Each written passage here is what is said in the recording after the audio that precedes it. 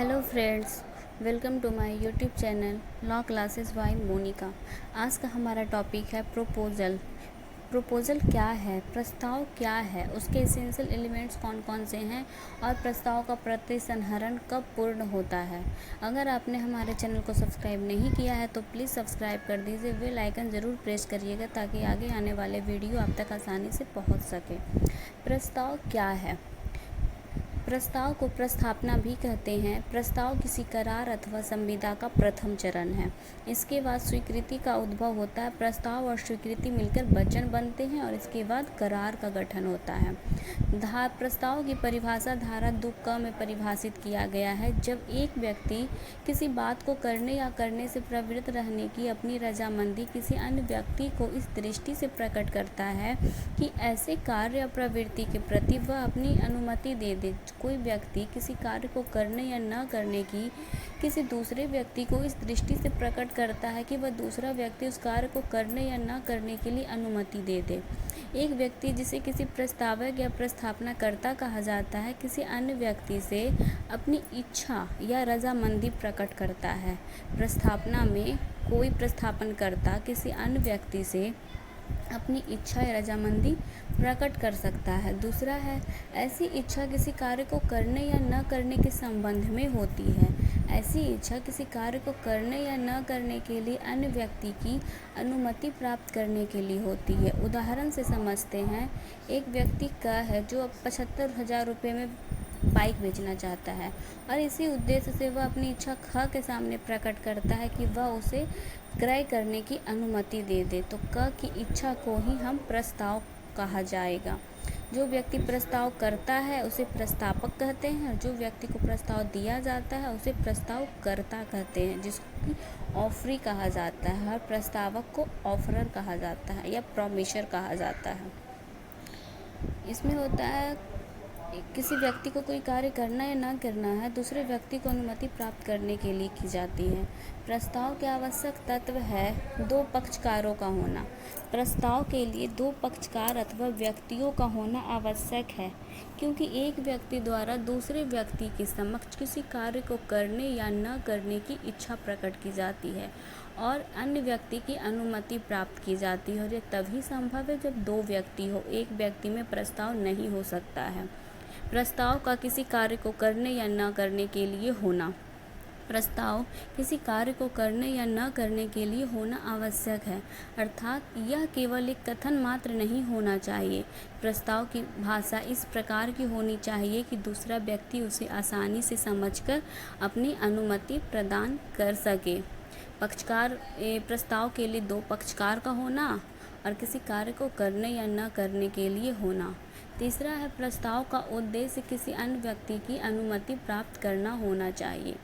प्रस्ताव का उद्देश्य ऐसा होना चाहिए जिससे अन्य व्यक्ति की अनुमति प्राप्त हो जाए, अन्यथा प्रस्ताव विधिमान्य नहीं समझा जाएगा। चौथा है, प्रस्ताव का निश्चित होना। प्रस्ताव निश्चित अर्थ देने वाला होना चाहिए, अर्थात वह स्पष्ट होना चाहिए। संदिग्ध एवं अस्पष्ट प्रस्ताव अर्थहीन समझा जाता है। पक्षकारों के बीच विधिक अधिकार एवं दायित्वों के उद्भव के लिए भी प्रस्ताव का स्पष्ट एवं असंदिग्ध होना आवश्यक है। जैसे ख को 10 गांठ कपड़ा बेचने का प्रस्ताव करता है। यह प्रस्ताव अस्पष्ट एवं संदिग्ध है, क्योंकि इसमें यह स्पष्ट नहीं हो रहा कि कौन सा कपड़ा बेचना है, तो ये प्रस्ताव का निश्चित होना आवश्यक है। अनुमति देने वाला व्यक्ति यह भली भांति समझ जाए कि प्रस्तावक क्या चाहता है। 5वां है, प्रस्ताव का विधिक दायित्व उत्पन्न करने वाला होना।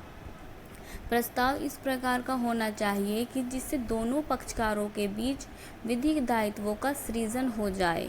जहाँ किसी प्रस्ताव से विधिक अधिकार एवं दायित्व सृजित न हो, वहाँ ऐसे प्रस्ताव का संविदा करने के लिए कोई महत्व नहीं होता।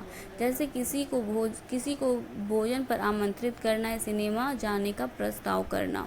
वेलफेयर बनाम वेलफेयर में क्या हुआ था, इसमें पति श्रीलंका में व्यापार करता था और पत्नी इंग्लैंड में रहती थी।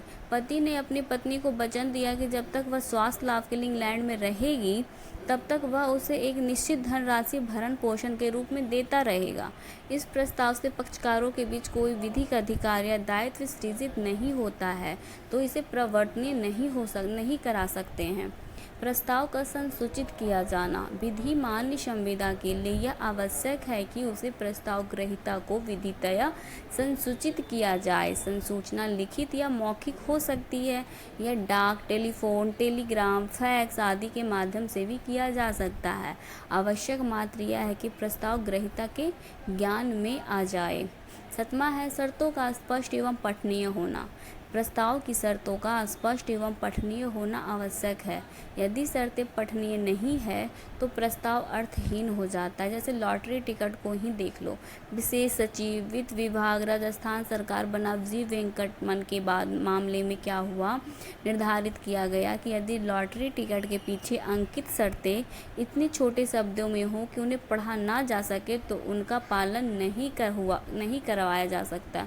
जो वाक्य स्पष्ट एवं पठनीय नहीं होगी उस पर कोई भी पालन नहीं कर सकता है।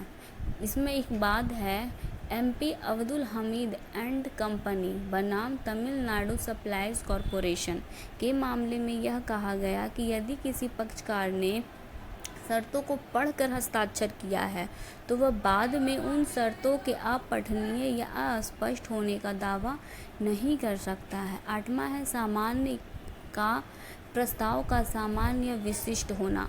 सामान्य प्रस्ताव किसी व्यक्ति विशेष से ना किया जाकर संपूर्ण विश्व से किया जाता है। ऐसे प्रस्ताव में कोई व्यक्ति उस प्रस्ताव की शर्तों का पालन करके संविदा सृजित कर सकता है। ऐसे प्रस्ताव सामान्यतः समाचार पत्रों के जरिए किया जाता है। सामान्य नॉर्मल जो प्रस्ताव होता है उसमें क्या होता है ना, तो किसी व्यक्ति विशेष से प्रस्ताव किया जाता है, जबकि सामान्य प्रस्ताव में संपूर्ण विश्व से किया जाता है। इसका एक वाद है कार्लिल बनाम कार्बोलिक स्मोक वॉल कंपनी। इसमें क्या हुआ था, कंपनी ने एक दवाई बनाया इन्फ्लुएंजा का और वह यह दावा किया कि जो भी इसको खाएगा वह बीमार नहीं, उसे इन्फ्लुएंजा नहीं होगा। अगर हो जाता तो वह कंपनी उसे 1100 पाउंड की राशि देगा। कार्लिल एक महिला वादी थी। कंपनी द्वारा औषधि का निर्देशानुसार सेवन किया, उसे इन्फ्लुएंजा हो गया।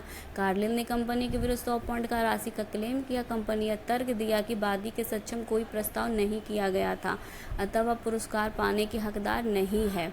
तो यह विज्ञापन समाचार पत्र में दिया विज्ञापन जनसाधारण के लिए एक प्रस्ताव ही था जिसे कोई भी व्यक्ति स्वीकार कर सकता है।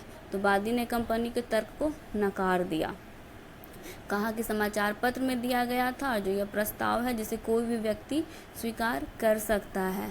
तो सामान्य प्रस्ताव में यही है कि किसी व्यक्ति विशेष को प्रस्ताव ना करके संपूर्ण विश्व से किया जाता है और कोई भी उस प्रस्ताव को स्वीकार करके संविदा को सृजित कर सकता है। अब है प्रस्ताव का प्रतिसंहरण कब होता है। धारा 3 के अनुसार प्रस्ताव का प्रतिसंहरण प्रस्ताव करने वाले पक्षकार के किसी ऐसे कार्य या लोप से समझा जाता है जिसके द्वारा वह ऐसे प्रस्ताव को प्रतिसंहत करने का आशय रखता है या जो उसे संसूचित करने का प्रभाव रखता है। प्रतिसंहरण की संसूचना कब पूर्ण होती है। संविदा अधिनियम की धारा 4 के अनुसार प्रतिसंहरण प्रस्ताव करने वाले के विरुद्ध प्रतिसंहरण या प्रस्ताव वापस लिया जाना तब पूर्ण होता है जब संसूचना का पारेषण या उसे पहुंचने के लिए भेज दिया जाता है जिससे कि प्रतिसंहरण करने वाले की शक्ति के परे हो जाए। उस व्यक्ति के विरुद्ध जिसके लिए इसे किया जाता है प्रतिसंहरण की सूचना तब समाप्त हो जाती है जब उसके ज्ञान में आ जाता है। प्रतिसंहरण कब तक हो सकता है। धारा 5 के अनुसार किसी प्रस्ताव का प्रतिसंहरण स्वीकृति की संसूचना के पूर्व ही किया जा सकता है। स्वीकृति की संसूचना के प्रस्ताव का प्रतिसंहरण नहीं किया जा सकता। जैसे क अपने मकान को बेचने के लिए ख से पत्र द्वारा प्रस्ताव करता है। क अपने प्रस्ताव का प्रतिसंहरण उस समय के पूर्व या उस समय तक कर सकता है जब ख स्वीकृति का पत्र डाल देगा तो प्रतिसंहरण क नहीं कर सकता है। स्वीकृति पत्र डाक में डालने के पश्चात प्रतिसंहरण नहीं किया जा सकता है।